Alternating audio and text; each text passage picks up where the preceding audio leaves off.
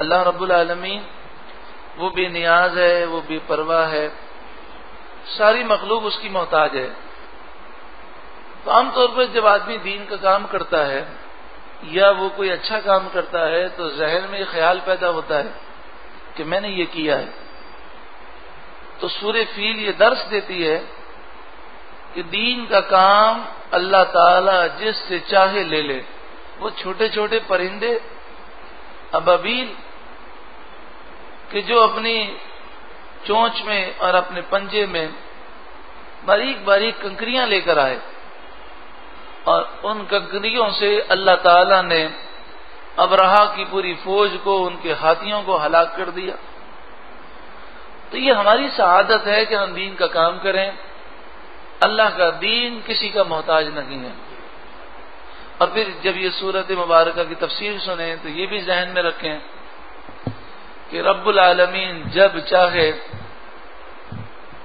ظالموں کو ہلاک فرما دے۔ دنیا کی کوئی طاقت رب کے عذاب کا مقابلہ نہیں کر سکتے۔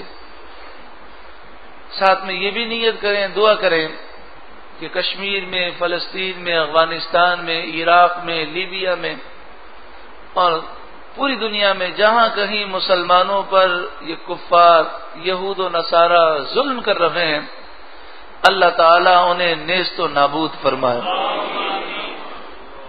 سورہ فیل مکی سورت ہے، ہجرت سے پہلے نزول ہوا۔ قرآن پاک کی ترتیب کے اعتبار سے اس کا نمبر 105 ہے اور نزول کے اعتبار سے اس کا نمبر 19 ہے۔ اس میں 5 آیتیں ہیں، 1 رکوع ہے۔ بسم اللہ الرحمن الرحیم، اللہ کے نام سے شروع جو بہت ہی زیادہ مہربان نہایت رحم کرنے والا۔ الم تر کیف فعل ربک باصحاب الفیل، اے محبوب کیا آپ نے نہ دیکھا آپ کے رب نے ان ہاتھی والوں کا کیا حال کیا۔ ابرہا یمن کا اور حبشہ کا بادشاہ تھا۔ اس نے یمن کے شہر صنعاء میں ایک عبادت خانہ بنایا، اور اس کی کوشش یہ تھی کہ لوگ خانہ کعبہ کا طواف نہ کریں بلکہ صنعاء آئیں اور اس عبادت جو گاہ ہے اس کا طواف کریں۔ تو جب یہ بات عربوں کو پتہ چلی تو وہ بڑے ناراض ہوئے۔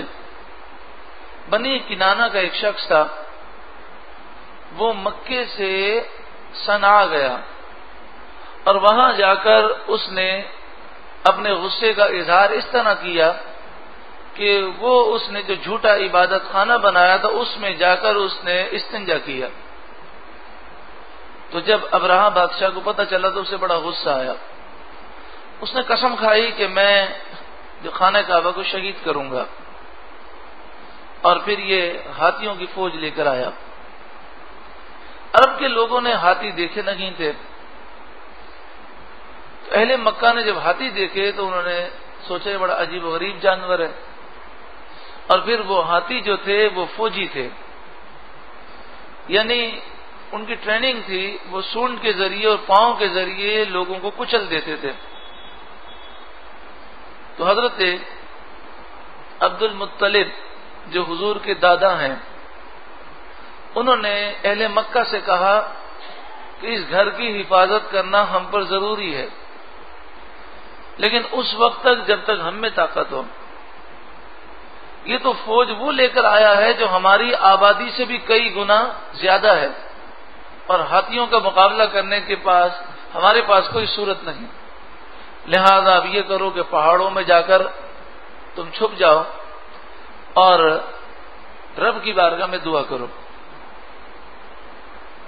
پھر ابرہا جو ہے وہاں پر پہنچا، اس نے پڑاؤ کیا اور اس نے اہل مکہ کے جانوروں پر قبضہ کر لیا۔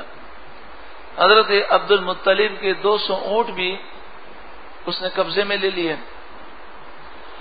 حضرت عبد المطلب ابرہا سے ملنے کے لیے گئے۔ حضرت عبد المطلب کے پاس خانہ کعبہ کی وہ نظام تھا، تو وہ یہ سمجھا کہ حضرت عبد المطلب اس سے خانہ کعبہ کی بات کرنے کے لیے آئے ہوں گے۔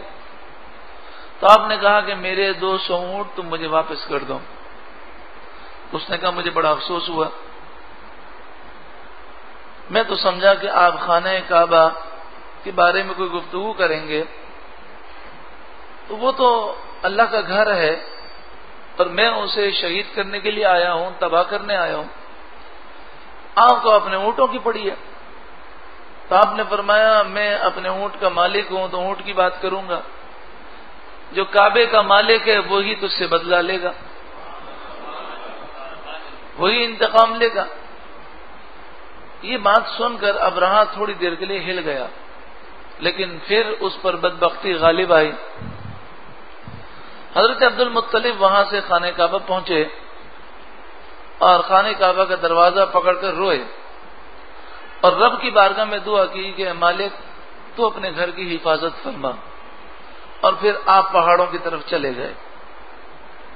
ابرہہ فوج لے کر آگے بڑھا، لیکن اس کا جو ہاتھی تھا جس کا نام محمود تھا اس نے چلنے سے انکار کر دیا. جب اسے دائیں بائیں پیچھے بڑھاتے تو چلتا، لیکن خانہ کعبہ کی طرف بڑھاتے تو وہ رک جاتا.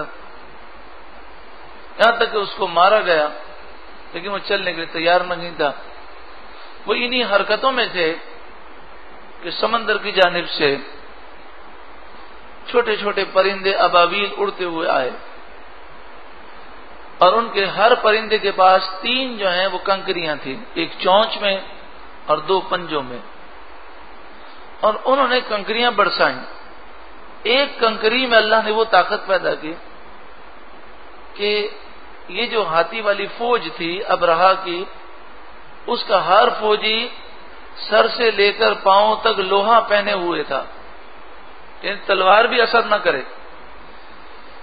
تو وہ ایک ایک پرندہ ایسا نشانہ لیتا کہ وہ کنکری اس کے سر پر گرتی فوجی کے، اور وہ کنکری فوجی کے 2 ٹکڑے کرتی اور ہاتھی کے 2 ٹکڑے کر کے زمین کے اندر چلی جاتی.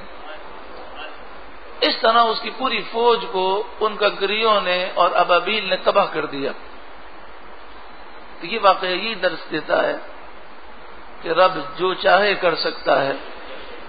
کہاں جاپان کی طاقتیں، کہاں امریکہ کی طاقتیں اور کہاں سونامی کا ایک جھٹکا، ساری ترقیاں وہ ایک طرف رہ گئیں، اور زلزلہ پروف جو مکانات بنائے تو وہ ایک طرف رہ گئے. حالانکہ ہلکا سا جھٹکا ہے، ہزاروں لوگ مارے گئے. وہ رب چاہے تو ایک لمحے میں سارے کافروں کو ہلاک کر دے. لیکن ہمیں یہ ڈیوٹی ملی ہے کہ ہمیں انشاءاللہ اسلام کی سربلندی کے لیے کوشش کرنی ہے.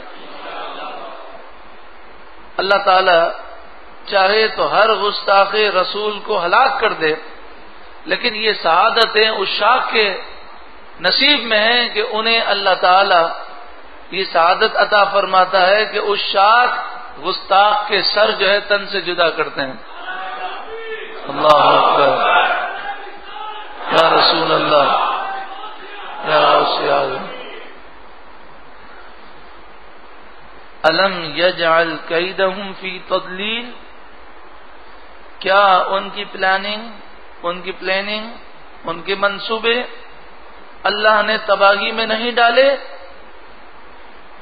وَأَرْسَلَ عَلَيْهِمْ طَيْرًا أَبَابِيلَ، اور ان پر پرندوں کی فوج کو بھیجا، ابابیل کو بھیجا. ترمیہم بحجارۃ من سجیل، کہ وہ پرندے چھوٹی چھوٹی کنکریوں سے انہیں مار رکھے تھے. فجعلہم کعصف مأکول، تو اللہ نے ابرہہ کے پورے لشکر کو ایسا کر دیا جیسے کوئی جو کھیتی کا پتا ہو اسے جانور چبا کر پھینک دے. جس طرح بھوسا ہوتا ہے، جانور اسے چبا کر پھینک دے تو کیسا اس کا کچوبر نکل جاتا ہے، ایسا پورے لشکر کا کچوبر نکل گیا.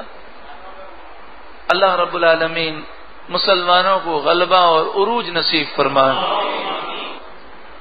درود پاک پڑھ لیجئے. مولایا صلی وسلم دائما ابدا علی حبیبک